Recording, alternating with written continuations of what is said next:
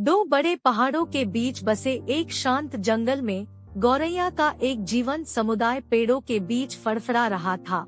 उनकी धुनें जंगल में गूंज रही थी। उनके दिन तेज धूप के तहत हर्षित चहचहाहट और चंचल उड़ानों से भरे हुए थे।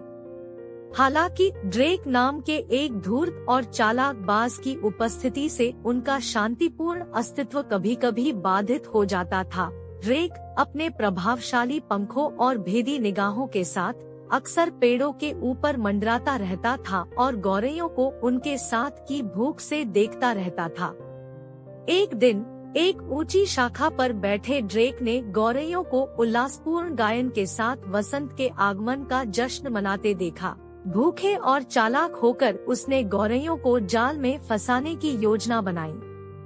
गणना की गई सटीकता के साथ ड्रेक शांति और सौहार्द की अपील करते हुए नीचे की ओर बढ़ गया। उन्होंने एक पौराणिक घाटी के बारे में वाक्पटुता से बात की जहां सभी पक्षी भय या भूख से मुक्त होकर सौहार्दपूर्ण ढंग से रहते थे। ऐसे स्वर्ग की संभावना से मोहित होकर गौरैयों ने ड्रेक के मधुर शब्दों को ध्यान से सुना।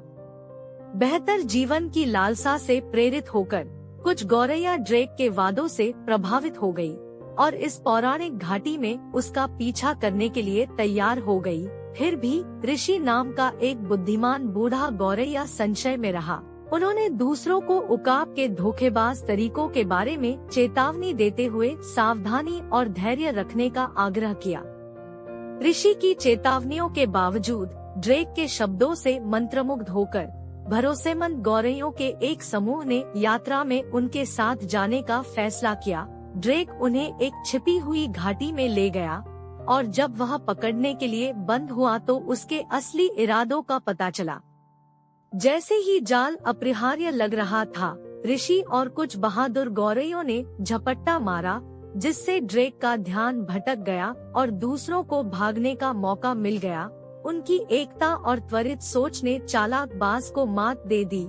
उनके भागने से निराश होकर ड्रेक बदला लेने की कसम खाते हुए क्षितिज में उड़ गया।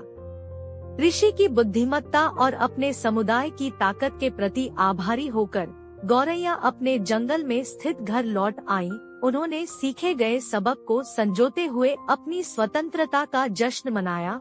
कभी-कभी सबसे आकर्षक वादे सबसे बड़े खतरों को छिपा देते हैं और धोखे के सामने एकता से जीत मिलती है। उस दिन के बाद से वे शांत जंगलों में अपने सुरीली धुनों को संजोते हुए अपने आश्रय स्थल की रक्षा करते हुए सतर्क रहे।